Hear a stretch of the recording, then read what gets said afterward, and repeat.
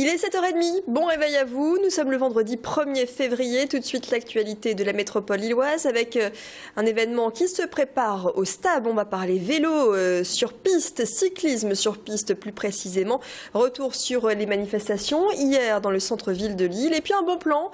Si vous êtes fan d'une artiste qui monte en ce moment, restez avec nous.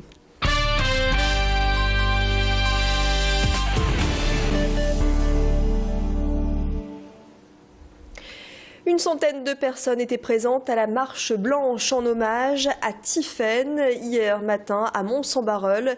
Le cortège est parti de la mairie pour rejoindre la maison des jeunes. Amis et proches ont pu déposer des fleurs devant le portrait de la petite fille.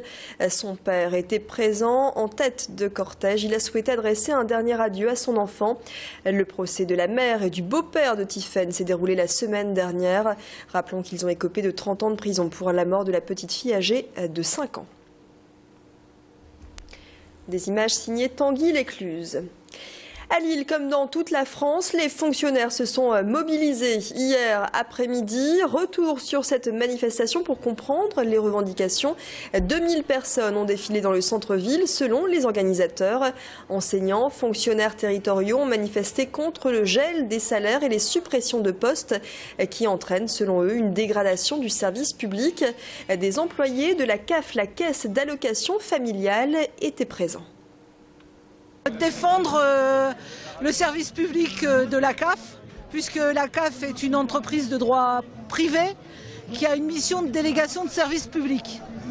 Et là, on nous annonce, maintenant c'est officiel, la fermeture des CAF une journée par semaine, alors qu'on est dans une région où la situation économique et sociale est en pleine dégradation. Et que la CAF est parfois le dernier rempart pour les familles. Et gros plan sur le service minimum dans l'éducation nationale instauré depuis 2008 à Ronques. Hier, 2 écoles sur 7 ont assuré ce service minimum en raison de la grève des instituts à l'occasion de cette journée de mobilisation pour les salaires et l'emploi dans le secteur public. Certains parents ont fait le choix de garder les enfants à la maison. Pour les autres, des animateurs ont pris en charge les élèves. C'était le cas à l'école maternelle Picasso où 5 animateurs étaient présents pour proposer des activités ludiques toute la journée. On n'est pas du tout dans l'optique de mettre quelque chose de scolaire entre guillemets en place, donc il n'y a pas de, on est toujours dans la pédagogie, mais on l'apporte de manière beaucoup plus ludique. Ils apprécient beaucoup, oui. Quand il y a le service minimum, en général, ils apprécient beaucoup parce que justement, ils savent qu'ils vont jouer toute la journée et nous, on représente le jeu pour eux, donc quand on passe toute la journée avec eux, en général, ils sont ravis. Vitesse individuelle omnium américaine, autant d'épreuves à l'affiche des championnats de France de cyclisme sur piste. La compétition commence aujourd'hui au STAB, le vélodrome de Roubaix, et ce jusqu'à dimanche. Les meilleurs de la discipline sont attendus, tout comme les médaillés des JO de Londres.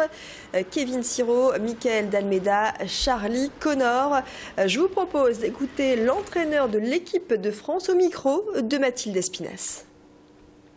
C'est très important ce championnat de France puisque c'est la dernière compétition avant les championnats du monde qui auront lieu dans 3 semaines en Biélorussie et à Minsk.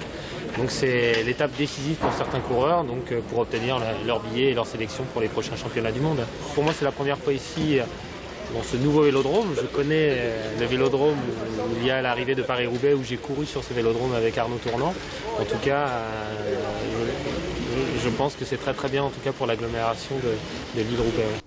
Et en vue des mondiaux, justement, l'équipe de France sera en stage à Roubaix, au STAB du 8 au 10 février, au STAB donc du nom de l'ancien champion du monde sur piste, Jean Stablinski.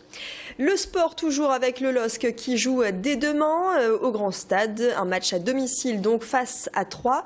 Coup d'envoi de la rencontre à 20 h. Un match dans le cadre de la 23e journée de Ligue 1. Rudy Garcia s'exprimait hier en conférence de presse d'avant-match. Tous les matchs vont être importants. Après, ce qui compte, c'est qu'on soit capable de garder le niveau de performance qu'on a eu à Paris notamment.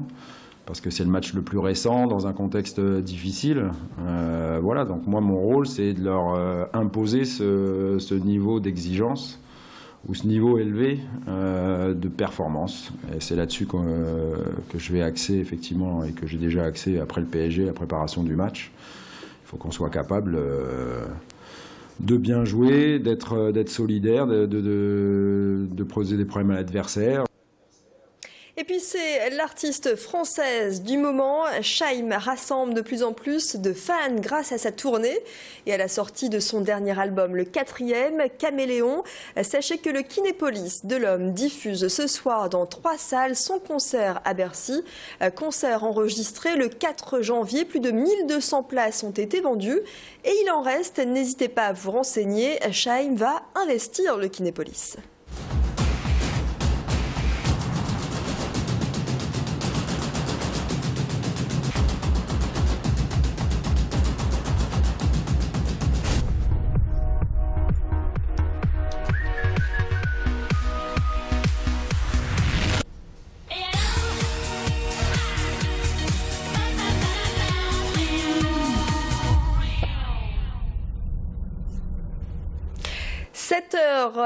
7h, passé de 36 minutes. Bon réveil à vous. Tout de suite, les prévisions météo de ce vendredi et de votre week-end.